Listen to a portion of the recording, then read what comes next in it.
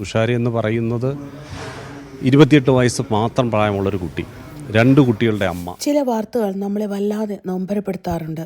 തുഷാരി എന്ന ഈ പാവം പെൺകുട്ടിയെ സ്ത്രീധനത്തിന്റെ പേരിൽ ഭർത്താവും അമ്മായിമ്മയും ചേർന്ന് കൊലപ്പെടുത്തിയത് എങ്ങനെ വെച്ച് കഴിഞ്ഞാൽ പട്ടിണിക്കിട്ടാണ് ഈ പാവത്തിനെ കൊന്നുകളഞ്ഞത്. 6 വർഷത്തിന് ശേഷം ഇവർക്കുള്ള ശിക്ഷ കോടതി വിധിച്ചിരിക്കുകയാണ്. പക്ഷേ കുറഞ്ഞു പോയെന്നേ എനിക്ക് പറയാനുള്ളൂ.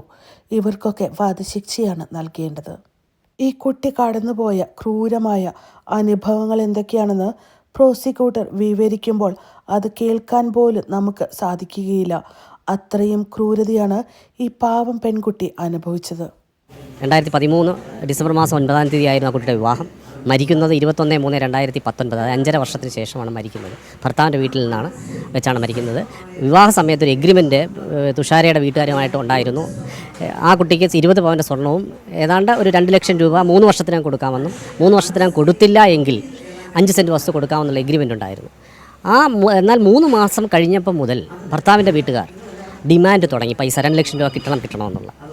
അത് സാറ്റിസ്ഫൈ ചെയ്യുവാൻ അവർക്ക് കഴിഞ്ഞില്ല, പെണ്ണിൻ്റെ വീട്ടുകാർക്കപ്പോൾ കഴിഞ്ഞില്ല. അവർ സാമ്പത്തികമായിട്ട് വളരെ നിർധനരായ ഒരു കുടുംബമാണ്. അതേ തുടർന്നാണ് അതിനിടയ്ക്ക് തന്നെ തുഷാര 2 കുട്ടികളെ പ്രസവിച്ചു, 2015-ലും 2017-ലും.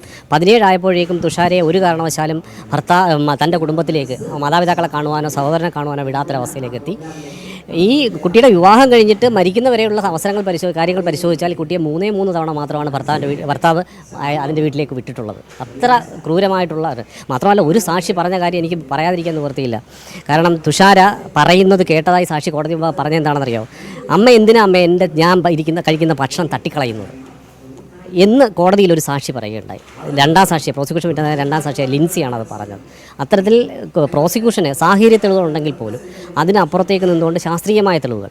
കാരണം പോസ്റ്റ്മോർട്ടം ചെയ്ത ഡോക്ടർ പറഞ്ഞത് അതിൻ്റെ ആമാശയത്തിൽ, സ്റ്റൊമക്കിൽ അല്പം പോലും ഫുഡ് പാർട്ടിക്കിൾസ്, ആഹാര സാധനങ്ങൾ ഇല്ലായിരുന്നു എന്നുള്ളതാണ്. ആ കുട്ടി 2017 രണ്ടാമത്തെ കുട്ടിയെ പ്രസവിക്കുമ്പോൾ 48 കിലോ ഭാരമുണ്ടായിരുന്നു ആ കുട്ടിക്ക്. ആ കുഞ്ഞിന് തന്നെ ഏതാണ്ട് 3 കിലോ 100 ഗ്രാം ഉണ്ടായിരുന്നു. പക്ഷേ മരിക്കുന്ന സമയത്ത് തുഷാരയുടെ ഭാരമെന്ന് പറയുന്നത് കേവലം 21 കിലോ മാത്രമാണ്.